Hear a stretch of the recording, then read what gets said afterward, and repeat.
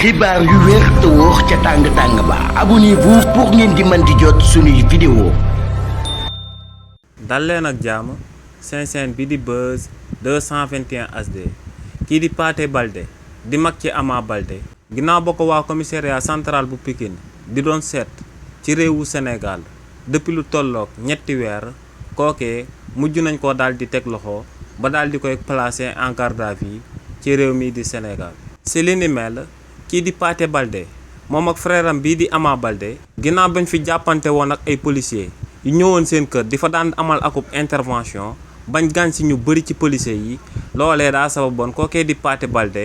ak Ama Baldé ne woon mër daal di réer kenn mënuti leen woon a gis. si li ni mel rumeur yi ñu ci doon dégg moom mooy que ne kookee di Pathé Baldé dafa génn réewu Sénégal dem ca Guinée Bissau daal di fay toog. waaye tamit kii di Ama Baldé dafa daal di génn réewu Sénégal dem ca réewu France daal di fay toog waaye nag ndekete yoo kii di Pathé Baldé moom ci réewu Sénégal la toogoon di daan làqatu ba kenn mënu ko woon a gis waaye nag ci dimanche bi ñu génn ci combat bi nga xam ne moom moo doon jaar ci diggante Siteu ak Balla Gaye kii di Pathé Baldé dafa demoon discrètement di daan teewee combat boobee. waaye nag ginnaaw bu ko policier nemmeekoo si lañ ko tegee woon loxo daal di koy mujjee placé en garde à vue si li ni mel nag kookee di Pathé Baldé ñoo ngi koy toppee ay chef d'accusation yu garaaw ndax kookee ñoo ngi koy toppee outrage à un agent ak rébellion ndax kookee da doon jàppanteeg ay policiers ginnaaw ba ñooñee bëggoon a teg loxo jarbaatam bii di Zulo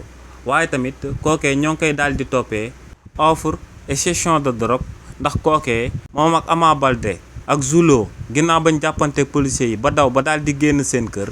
waa police ginnaaw ba ñuy amal perquisition ci biir kër gi dañoo gisoon lu tolloog 14 laxasu yàmba li ni mel nag moom moo sabab ñu daal di jël chef d'accusation boobee tamit daal di koy sëf ci ndoddam. xibaar yu wér te wóor ca tàng ba abonnez-vous pour ngeen di mën di jot suñuy vidéo.